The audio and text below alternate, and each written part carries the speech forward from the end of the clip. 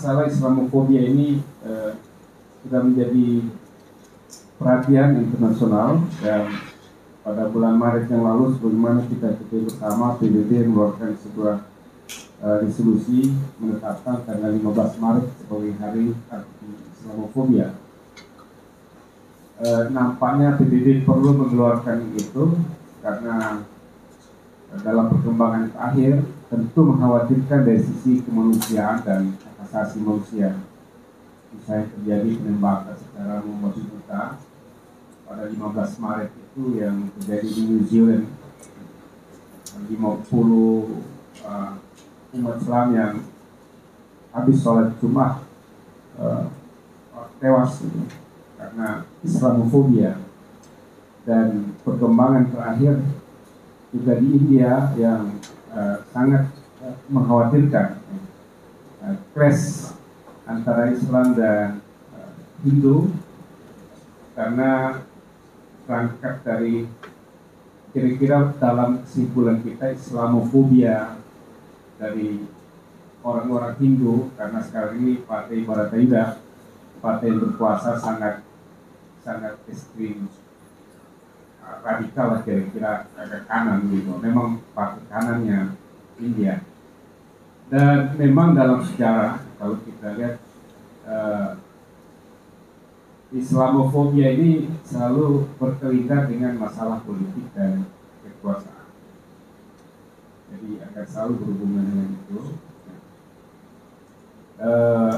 Misalnya pada tahun 1960-an ketika pertarungan kekuasaan itu kuat sekali, terutama antara PKI versus Islam pada saat itu.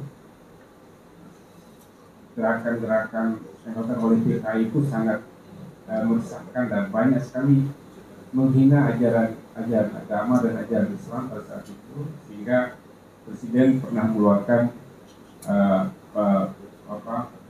penetapan Presiden Penpres yang kita kenal dengan Undang-Undang Nomor 1 PNPS tahun 1995, yang biasa dikenal dengan Undang-Undang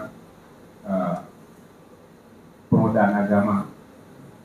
Nah, itu adalah semacam reaksi dari pemerintah dalam menghadapi Islamofobia di tingkat bawah yang pada saat itu suasana politik yang sangat luar biasa, sehingga untuk meredam itu jangan sampai menimbulkan kerusuhan yang besar dalam rangka menjaga keamanan dan ketertiban nasional. Keluarlah PNPS 1 1995 itu yang sampai sekarang masih berlaku dan sudah diadopsi menjadi pasal KUH pidana, sudah salah pasal 156 di sebagai pasal penodaan agama. Nah, tentu kita perlu merumuskan secara lebih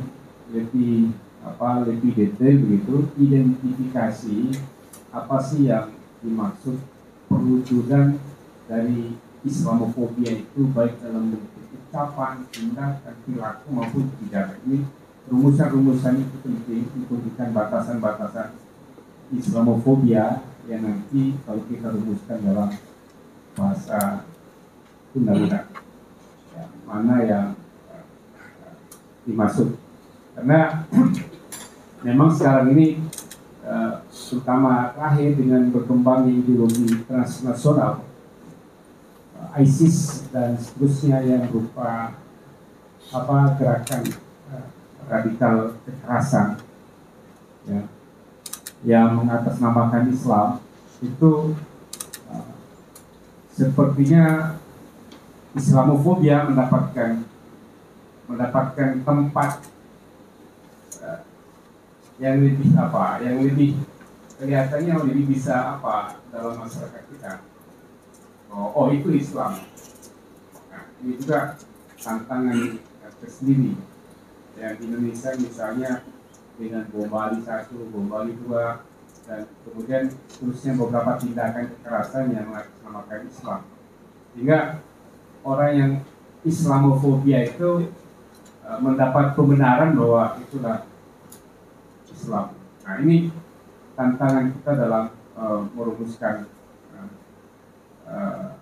RUU anti Islamofobia itu adalah tentu berkaitan dengan itu.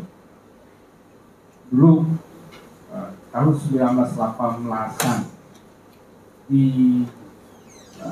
harian apa Jiwaisworo ya, Jiwaisworo, ada tulisan seorang anak DO Budi Utomo yang sangat menghina Nabi. Sampai pada saat itu Cokro membentuk TKNM, Tentara Kanjeng Nabi Muhammad. Itulah yang membuat anggota Syarikat Islam itu meledak sampai 2,5 juta 1919 seluruh wilayah Hindia Belanda. Nah, mengapa itu terjadi? Karena memang tumbuhnya gerakan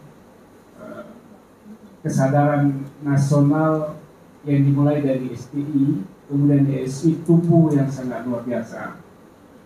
Kemudian berhadapan dengan dengan gerakan-gerakan yang lain, terjadi satu persinggungan yang sangat luar biasa sehingga sering terjadi terungkap di media perwujudan terhadap dan ketakutan terhadap tumbuhnya kekuatan Islam sebagai satu kekuatan ini muncul dalam bentuk ucapan atau tindakan yang bisa merendahkan. Dalam bentuk kenapa refleksi kekhawatiran dan ketakutan terhadap tumbuhnya Islam bisa jadi sebagai sebuah kekuatan politik, bisa juga sebagai sebuah peradaban yang bisa umum. Jadi refleksinya dalam bentuk Islamofobia. Nah, karena itu penting sekali. Saya sini sedang mau banyak mendengar dari para pakar mengenai bagaimana kita merumuskan ini, dan tentu dasar-dasar sosiologis, filosofis tujuannya itu menjadi sangat penting dalam kita mempersiapkan ini. Kemudian nanti kita akan analisis tentunya berbagai undang-undang yang ada yang bisa juga berhimpitan dengan naskah RUU anti Islamofobia. Seperti saya katakan tadi, Undang-Undang Nomor 1 TNPS 60, Undang-Undang ITE dan seterusnya yang merendahkan atau menista agama. Jadi kaitan-kaitan ini semua nanti kita kaji nanti secara detail. Tapi pada kesempatan diskusi pakar yang pertama ini kita akan mengharapkan akan dapat masukan pandangan-pandangan yang lebih mendasar, lebih filosofis mengenai ini, sehingga perumusan dari rancangan undang-undang ini akan bisa lebih baik. Itulah harapannya. Saya selama Dewan Pimpinan Pusat Syarikat Islam mengucapkan terima kasih kehadiran para pakar hari ini, ya, dan teman-teman semuanya. Dan ini adalah diskusi yang terbatas. Memang kita tidak mengundang banyak pihak karena hanya untuk mendapatkan masukan mengenai rancangan yang kita persiapkan. Dan dengan ucapan Bismillahirrahmanirrahim, diskusi fokus grup diskusi ini saya buka. Assalamualaikum warahmatullahi wabarakatuh.